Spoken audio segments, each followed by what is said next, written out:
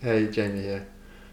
If you run a local business, so you've got a brick and mortar shop, an office, a showroom, a restaurant, a practice, or you offer a service to a specific location, then you're going to need to figure out how to get new clients, and you're going to need to figure out how to advertise what you do. That means you might fall into the trap that thousands before you have fallen into as well. What's that trap? Well, we are all consumers as well as business owners, so we are subject to advertising and marketing all the time. It's all around us. But unlike Joe Public, we start to pay attention to it. We start to look at it and think, I see that as marketing, and look at the images, look at the copy, and try and peek behind the curtain, see what's going on, see what they're doing.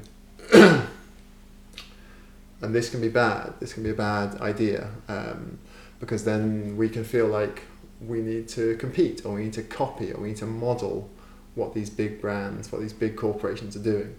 So if you're stood waiting for a train, you see a massive billboard for Colgate or Virgin or Coca-Cola, then you can think, well, I need to get my name out. I need this brand awareness. I need more people to know about me. I need more reach.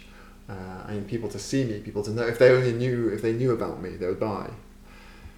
The trouble is, what you're seeing on these billboards is traditional or brand advertising, and if you go out trying to copy the big businesses, you're going to waste a whole heap of money. Why? Well, because if you have a business turning over 5 or 6 figures, then you've got a whole different set of goals, a whole different set of objectives, a whole different agenda from a business that's turning over 7, 8, 9, 10 figures. So think about the board of a massive corporation. Think about what they care about, what they're trying to do. First of all, if you're a corporation, your primary concern is to make shareholders happy. Next, you need to make the board feel happy. Then you need to spend your marketing budget. You need to try and make your product a household name. You're trying to win advertising awards. You're trying to look good. You're trying to be seen as clever. And you're trying to sell your products. So you've got all these different objectives. Whereas if you're a really small business, if you're a local business, maybe you're a one-man band or sole trader, then what you care about should be selling your product or service, and that's it.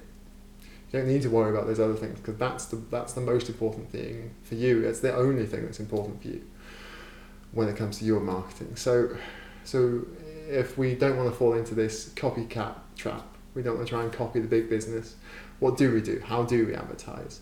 Well, we use what's called direct response marketing. So direct response marketing, in essence, is a set of rules and principles that we stick to whenever we advertise, whenever we market. And these rules are designed to make sure that every pound that we spend, we get more than a pound back. It's pretty simple. It's a pretty simple concept, but it's massively important, and it's a big shift in your business if you can change to this way of thinking. So this video is the first in a series I'm going to do about direct marketing. I'm going to cover each of the key elements of direct marketing. I'm going to explain what it is, why it's important, and then how specifically to apply it to local business so that your advertising works, and so that you can see it working, so you can show that it's working, so that it's accountable, so that every pound that goes out is accountable. So if you're fed up of not knowing what to do, not knowing how to advertise, or not knowing if it's working, not knowing how to tell if your advertising or your marketing is working, then stay tuned for the next video. Thanks.